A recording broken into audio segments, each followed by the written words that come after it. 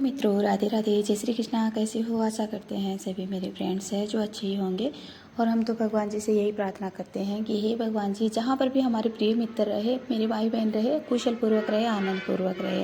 तो मेरी प्यारी बहनों और भाइयों जो भी मेरे वीडियो को देख रहे हैं, तो सबसे पहले तो उनको है राधे राधे। और मेरी प्यारी बहनों, आप भी है मुझे कमेंट में है राधे राधे ज़रूर लिखिएगा, क्योंकि जब हम वीडियो बनाते हैं आपके लिए है जो अच्छी अच्छी जानकारी लेके आते हैं, तो हम सोचते हैं कि हम जानते हैं कि हमारे जो मित्रगण हैं वो कुछ ना कुछ है अच्छा ही सीखेंगे इससे, और उनको है जो फ़ायदा ही होगा, है ना। क्योंकि सभी को है आजकल परेशानियां हैं जो सभी को ही है, और सभी के मन में कुछ ना कुछ गलत भी चलता रहता है तो कुछ सही भी चलता रहता है। तो सही चलता है उनको मैं तहे दिल से धन्यवाद करना चाहती हूँ, और जो गलत चलता है उनके मन में तो गलत का ख्याल है जो आ जाता है, तो क्योंकि वह करना नहीं चाहता है, गलत नहीं करना चाहता है, उनसे गलत हो ही जाता है। क्योंकि विधाता के लिखे हैं जो लेख हैं, है ना, विधाता के अनुसार ही सब कुछ है जो हो पाता है। जिसके अंदर पाप का प्रवेश है वह तो ऐसे करेगा ही, वह गलत अवश्य करेगा, वह चाहकर भी है अच्छा नहीं कर सकता है। पापी अंता के लक्षण उसके अंदर है, तो वह ऐसे कार्य है जो गलत गलत कार्य अवश्य करेगा। और इस गलत कार्यों को मिटाने के लिए, उससे अपने को है अलग होने के लिए अपने को क्या करना है, तो आज हम इस बारे में बात करेंगे। मेरी बहनों भाइयों, मेरी वीडियो को पूरा देखना, आपको है 100% है इसमें है जो अच्छा मिलने वाला है। और आप मेरी बहनों भाइयों अगर इस बातों का है, इस बातों पे है आप गौर कर लेते हो, मेरे बताए अनुसार इस नियमों को है आप अपनाते हो, तो आपके जीवन में है सब अच्छा अच्छा होगा और मंगलमय होगा। और आप पापी अंता के लक्षण है, इनसे आप छुटकारा है जो पा सकते हो, और जिसके अंदर पाप का है जो बोझ है वो हट जाएगा। और किससे हटेगा ये आपको आज हमें वीडियो में बताएंगे, और वीडियो को अंत तक जरूर देखना। और इससे पहले मेरी बहनों भाइयों जो भी मेरे चैनल पे मेरे मित्रगण नए हैं, तो प्लीज़ हाथ जोड़ के विनती है, प्लीज़ आप अपनी सिस्टर को है जो सब्सक्राइब प्लीज़ ज़रूर कर लीजिएगा, बेल आइकन का बटन ज़रूर दबा लीजिएगा, जिससे जैसे ही हम जानकारी डालें, वीडियो डालें, तो नोटिफिकेशन आपके पास तुरंत पहुंच जाए। तो मेरी बहनों भाइयों, अभी हम ज़्यादा समय ना लेते हुए आपको है जो बताते हैं कि जिसके भी अंदर पाप का प्रवेश है, जो गलत कार्य कर रहा है, जो मेरी बहनें लोग हो, चाहे माता लोग हो, चाहे भाई लोग हो, चाहे बूढ़े हो, चाहे बुजुर्ग हो, चाहे कोई मतलब पशु पक्षी भी होते हैं, उनके अंदर भी ये लक्षण पाए जाते हैं कि देखते हैं कहीं पे कहीं। तो मेरी बहनों चलो पशु पक्षियों की छोड़ देते हैं, क्योंकि वह एक ऐसे निर्जीव है, वह बोल के नहीं कह सकते, हम उनको नहीं समझा सकते, तो वह अलग चीज़ है। लेकिन इंसानों के बारे में बात करते हैं, हम अपने ही बारे में बात करते हैं। तो मेरी बहनों भाइयों कि जिसके अंदर पाप है, तो इसके अंदर मतलब जैसे इंसान को बताते हैं कि जो इंसान चोरी करता है, सबसे पहला पॉइंट यही आता है कि जो इंसान चोरी करता है, तो वह चोरी क्यों करता है? क्योंकि वह चोरी इसलिए करता है, वह जानबूझकर चोरी नहीं करता है, क्योंकि चोरी का सबको डर लगता है कि चोरी करेगा तो लास्ट में वह पकड़ा ही जाएगा। पकड़ने के बाद उसके साथ में क्या होगा वह उसको पता होता है, मार पिटाई भी होती है, उसको सजा भुगतनी पड़ती है, तो इसलिए वह नहीं करता है, उससे करवाया जाता है कि पापी अंता के लक्षण है ये, उसके अंदर पापी बैठा है ना, वह तो उनसे वह जानबूझ के करवाता है, इसलिए अपने को इससे बचना चाहिए। तो मेरी बहनों भाइयों, चोरी हमें किसी भी चीज़ की नहीं करनी चाहिए, चाहे किसी की वस्तु हो, चाहे किसी की मतलब किसी का गहना हो, चाहे किसी का अनाज हो, चाहे किसी का घर हो, चाहे किसी का वस्त्र हो, चाहे किसी का पैसा हो, किसी भी चीज़ की चोरी है वो नहीं करनी चाहिए मेरी बहनों, पहला लक्षण। दूसरा लक्षण बताते हैं महाराज प्रेमानंद जी है, गुरु जी है, बताते हैं कि ये लक्षण अगर किसी में भी है तो हटा दीजिएगा। दूसरा बताते हैं मेरी बहनों कि अहिंसा, अहिंसा जिसके अंदर होती है, अहिंसा मेरी बहनों बिल्कुल भी अहिंसा है जो नहीं करनी चाहिए। अहिंसा मतलब किसी को मांस मदिरे का सेवन बिल्कुल भी नहीं करना चाहिए, वह बहुत ही चीज़ है जो गलत होती है मेरी बहनों, क्योंकि वह जानवर होते हैं, जानवरों को हम मार करके खाते हैं, है ना। तो ये काम बिल्कुल भी नहीं करना चाहिए मेरी बहनों, इससे बचना चाहिए, ठीक है। जैसे लोगों का मन होता है कि हम तो जा कर के है जो उसी चीज़ को है जो मांस मदिरे का ही सेवन सेवन करेंगे तो वो नहीं करना चाहिए मेरी बहनों, अहिंसा से बचना चाहिए। और मेरी बहनों तीसरा पॉइंट आता है झूठ बोलना। तो मेरी बहनों झूठ सबसे ज़्यादा पाप है। झूठ कभी भी बंदे को नहीं बोलना चाहिए, ना कभी विद्यार्थियों को स्कूल में झूठ बोलना चाहिए, तो ना कभी घर में माता पिता के सामने बोलना चाहिए, ना कभी पति पत्नियों को झूठ बोलना चाहिए, ना कभी अपने बच्चों को है अपने माता पिता के सामने झूठ बोलना चाहिए, नहीं गुरुजनों के सामने झूठ बोलना चाहिए, और ना ही किसी भी कभी भी कोई भी गलती हो जाती है अपने से तो मेरी बहनों झूठ बराबर कोई पाप नहीं होता है, कोई भी पाप। तो इसलिए झूठ नहीं बोलना चाहिए। अब कई लोग होते हैं कि कुछ नहीं है, ये सब बकवास है, झूठ पाप अहिंसा चुगली पर स्त्री पे नजरें, कुछ नहीं होता है, ज़िंदगी के आनंद लो। पर नहीं मेरी बहनों, ऐसा नहीं है। आप 100% इस बात को समझिए, जानिए, है ना। आपको सब इसके बारे में आपको भागवत में गीता में सब में मिलेगा इस बारे में आपको कि ये सरासर बहुत बड़ा पाप है। तो झूठ कभी भी नहीं बोलना, चाहकर भी झूठ नहीं बोलना चाहिए, चाहे अपनी गर्दन क्यों ना कट जाए, लेकिन मेरी बहनों भाइयों कभी भी झूठ नहीं बोलना चाहिए। अगला पॉइंट आता है मेरी बहनों चौथा पॉइंट कि चुगली कभी भी किसी की भी नहीं करनी चाहिए। कि चुगली पीठ पीछे हम किसी की बुराई करते हैं कि वह उठकर चली गई, अरे उसके तो आज वो है, उसके घर आज वो आया है, उनके घर में आज वैसा है वो ऐसा है, वो आज वहाँ खड़ी थी, वो उसके साथ में देखा था। तो नहीं मेरी बहनों, वो ज़्यादा पैसा कमा रहा है, कितना पैसा कमा रहा है, कहाँ से लेके आता है, नहीं मेरी बहनों, चाहे वो कहीं से फिर भी लेके आता हो, लेकिन अपने को इसकी चुगली है बिल्कुल भी नहीं करनी चाहिए। कहना हो वह उसके मुख पर ही कह देना चाहिए, उसके सामने ही कह देना चाहिए, उसको भगवान जी स्वीकार करते हैं। लेकिन पीठ के पीछे वह जाने के बाद में उसकी पीठ पीछे चुगली कभी नहीं। अगला पॉइंट आता है मेरे बहनों चौथा पॉइंट कि पर स्त्री पे नजरें डालने या पराये पुरुष पे नजरें डालने। कभी भी मेरी बहनों पर पराई स्त्री या किसी की बहन बेटियों पे या फिर है जो पराये पुरुषों पे, किसी के पति हो दूसरे हो, तो उन पे कभी भी है जो लड़कियों को और लड़कों को, बहनों भाइयों दोनों को कह रहे हैं कि पर पुरुष पे पर स्त्री पे नज़र बिल्कुल भी नहीं डालनी चाहिए। ये घोर पाप होता है मेरी बहनों। पांचवा पॉइंट बताती हैं पराये अधिकार को अपने में लेना।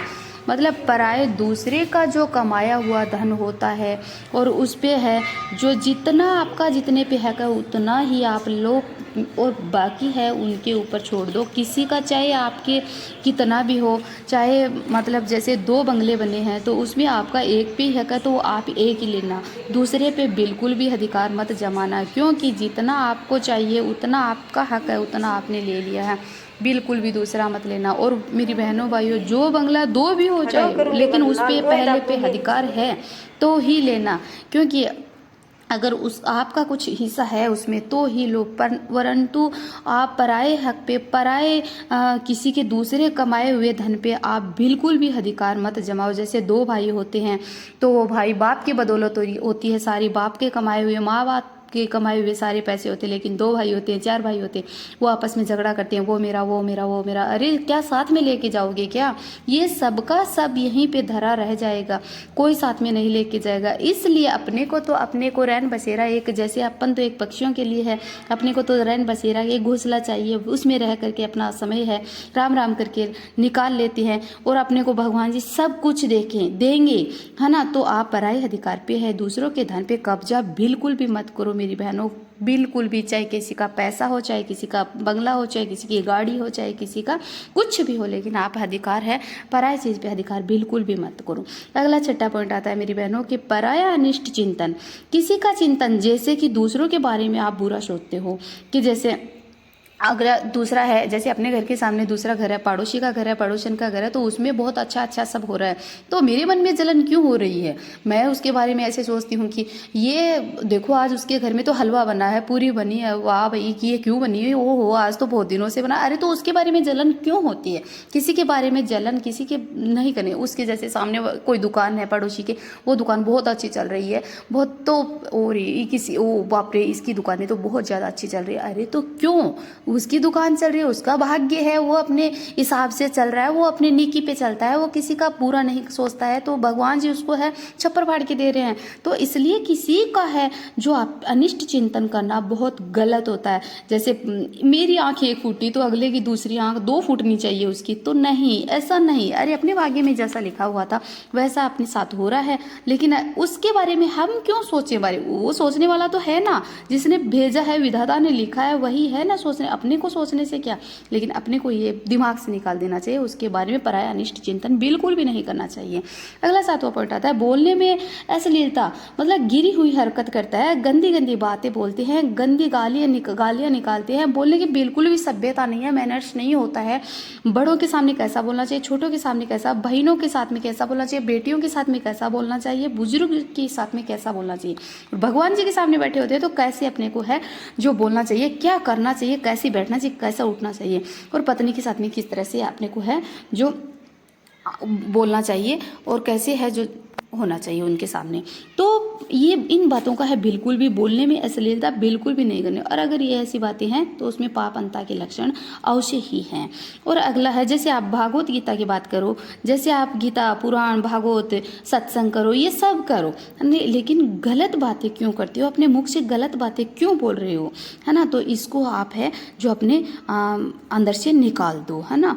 अगला 9वां पॉइंट आता है असंभत प्रणाम। तो असंभत प्रणाम क्या होता है कि बेमतलब का जो बोलना होता है, जैसे कोई अपने साथ में बोल ही नहीं रहा है और जैसे रास्ते रास्ते जा रहा है तो हमने उसके साथ में अरे तू कहाँ जा रहा है, अरे तू कहाँ जा रही है, क्या करेगा, ऐसे उससे मतलब जानबूझकर है जो पंगा ले लिया कि आप बैल मुझे सींग मार, ऐसा करके। तो बेमतलब का बोलना, जैसे बोलते हैं मान ना मान तू मेरा मेहमान, तो मतलब ऐसे इस तरह से है वो नहीं। अपन किसी के घर में जाते हैं बिना बुलाए जाते हैं, है ना, तो वह गलत होता है। तो फालतू में बोलना, किसी के बगैर बोले ही अपने बोलते हैं, ऐसे ही लेते हैं चलते चलते, तो किसी के साथ में लड़ाई झगड़ा कर लेते हैं चलते चलते, और अगला चाहे ना ही बोलो। तो इस तरह से है असंभत प्रणाम, ऐसे नहीं बोलना चाहिए, वो बहुत गलत होता है। अगर है अपना तो अपने हृदय के अंदर है पाप है ना। अभिमान, 10वां पॉइंट आता है अभिमान। मैं वो था, मैं कभी वो थी, है ना, मैं कभी डॉक्टर थी, मैंने लोगों का बहुत सारा भला किया था, मैंने दान किया था, मैंने पुण्य किया था, मैंने सबकी सेवा की थी, ऐसे ऐसे। तो मैं बड़ा नहीं होना चाहिए। मन के अंदर, अपने हृदय के अंदर है अभिमान बिल्कुल भी नहीं करना चाहिए। गर्व गुमान घमंड कभी भी नहीं करना चाहिए। अगर अच्छा कार्य किया है तो वो बिल्कुल भी आप है ना उसका वो नहीं करवाओ, मत करवाओ कि मैंने वो सब किया है। किससे करवा रहे हो? अगर आपने अच्छा किया है कर्म, आपके लिए बहुत अच्छा है, वो आपके भगवान बहुत अच्छे उसके बारे में आपको बहुत कुछ मिलेगा, है ना। तो आप है अभिमान बिल्कुल भी मत करो। करना है तो आप भजन भाव करो, नाम जप करो, सेवा भाव करो, भक्ति भाव करो। और इसको है अगर आपके अंदर पाप अंता के लक्षण है, जिसके भी अंदर ये 10 चीज़ों का है जो प्रवेश है, ये 10 चीज़ें जिसके साथ में भी हो रही है कि मैं नहीं करना चाहता हूँ फिर भी ये चीज़ें मेरे साथ हो रही है, तो उसके अंदर है पापी अंता के लक्षण है। उसके अंदर पापी बैठा है और उसके लक्षण ये सारे हैं। तो मेरी बहनों भाइयों, हम आपसे हाथ जोड़कर विनती करते हैं कि इन लक्षणों को आप हटा दो। महाराज प्रेमानंद जी महाराज कहते हैं, बार बार कहते हैं, सत्संग में कहते हैं कि अगर ये लक्षण किसी भी व्यक्ति में, किसी भी माता बहनों में, भाइयों में है और ये लक्षण किए हैं किसी ने भी, तो आप इसको हटा सकते हो। कैसे हटा सकते हो? आप करो, नाम जप करो, राधे राधे राधे राधे, जय श्री कृष्णा, जय श्री श्याम की जय श्री कृष्णा, है ना।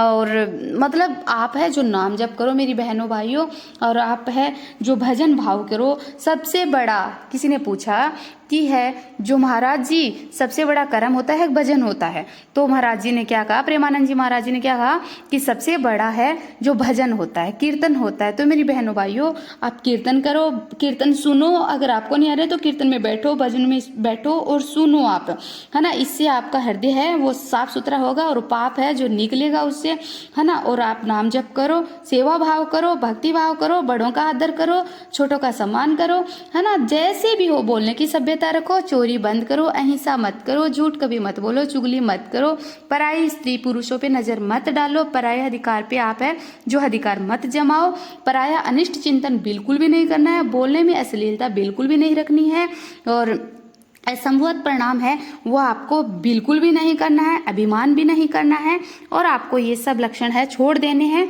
और मेरी बहनों, प्यार से बहनों भाइयों आप बोलिएगा राधे राधे।